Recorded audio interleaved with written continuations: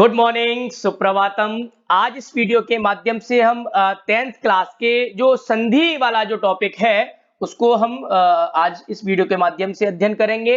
इस वीडियो से पूर्व मैंने एक वीडियो और आपको जो है बनाई थी आप लोगों के लिए, जिसमें मैंने 15 उदाहरणों का जो है रिवीजन कराया था संधि के विद एमसीक्यू।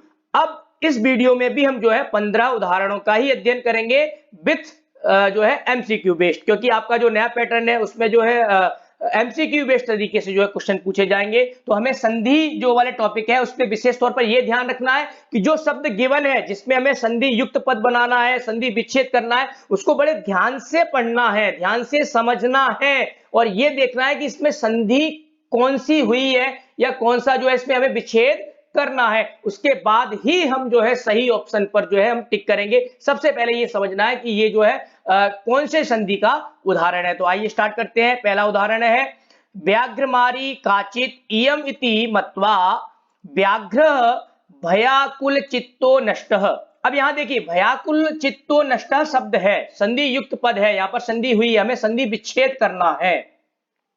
तो आप एक बात याद रखना, संस्कृत में कभी भी जो है शब्द के लास्ट में यदि ओ है तो आप समझ जाना यहां पर ओ जो है वो विसर्ग का ऊ होता है।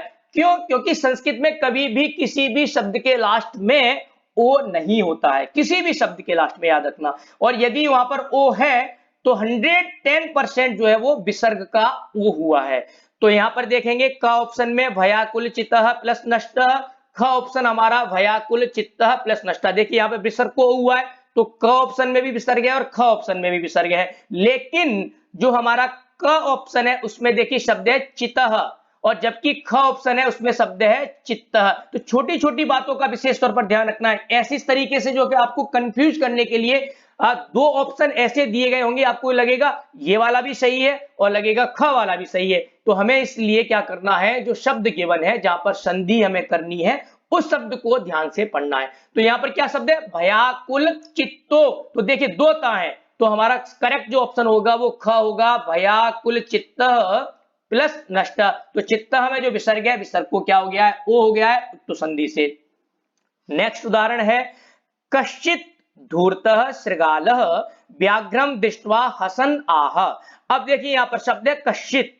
तो कश्चित शब्द जो है वो संधि युक्त पद है, इसको हम शब्द को जो है संधि विच्छेद करेंगे। तो ऑप्शन देखेंगे इनका, क ऑप्शन है का प्लस चित, ख ऑप्शन है क प्लस चित और ग ऑप्शन है कह प्लस चित और घ ऑप्शन है के प्लस चित। तो यहां पर हमें विशेष तौर पर याद रखना है कि यहां पर सत्व संधि हुई है और सत्व संधि में क्या होता है, विसर्ग का जो है वो स हो जाता है। लेकिन हमें क्या याद रखना पड़ता है, विसर्ग के बाद कुछ अक्षर याद करने पड़ते हैं। जैसे यदि विसर्ग के बाद च और छ आ जाए, जैसे यहां पर जो है च है, सब में देखिए च है, यहां पर भी, तो च और छ आ जाए तो इस विसर्ग को जो है ये वाला तालव्य श हो जाता है।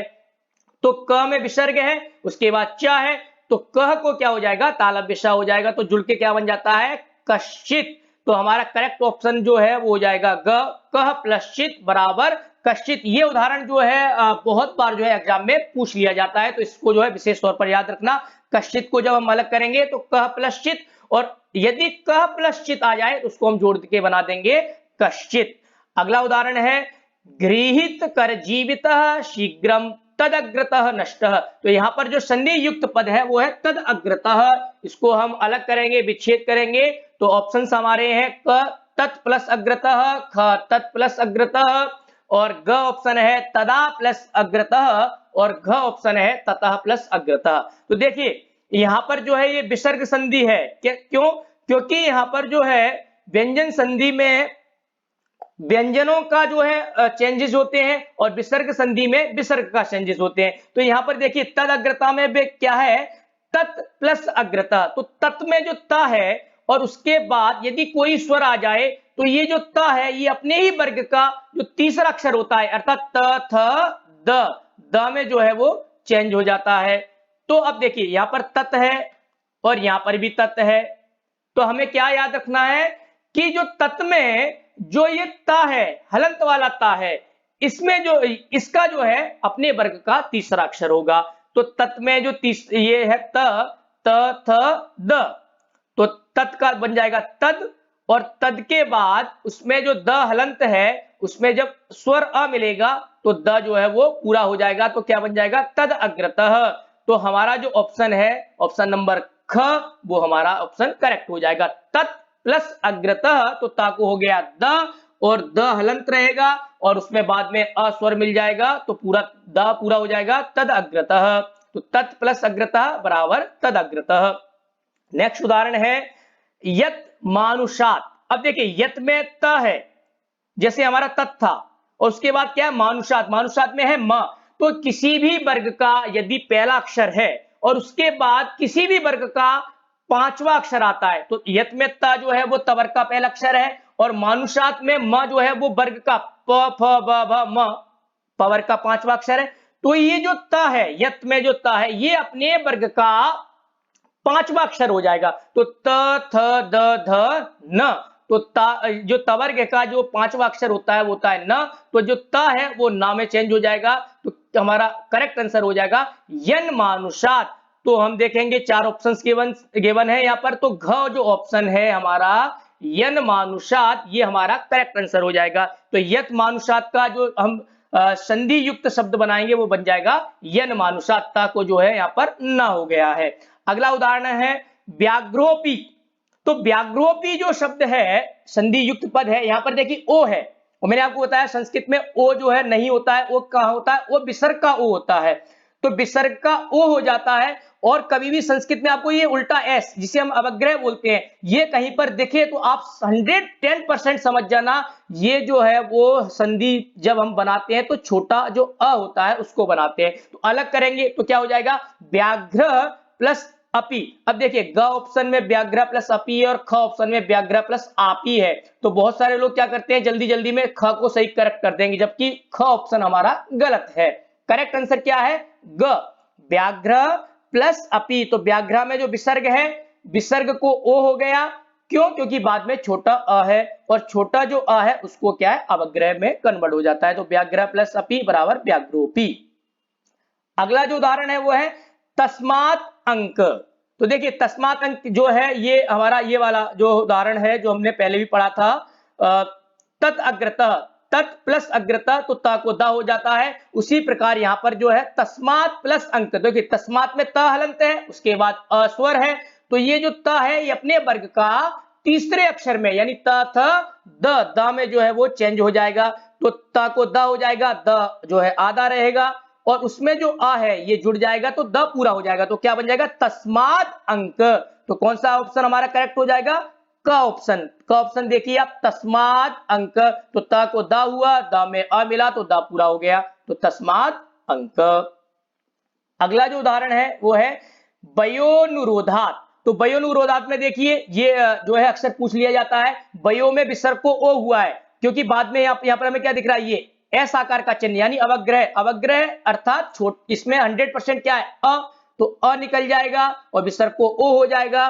तो करेक्ट हमारा आंसर क्या हो जाएगा ख ऑप्शन वयः प्लस अनुरोधात। तो वयः में देखिए विसर्ग है, विसर्ग के बाद छोटा अ है तो इस विसर्ग को ओ हो गया तो वयो और अ जो है वो अवग्रह में चेंज हो गया तो बन गया वयोनुरोधात। तो करेक्ट ऑप्शन हमारा ख।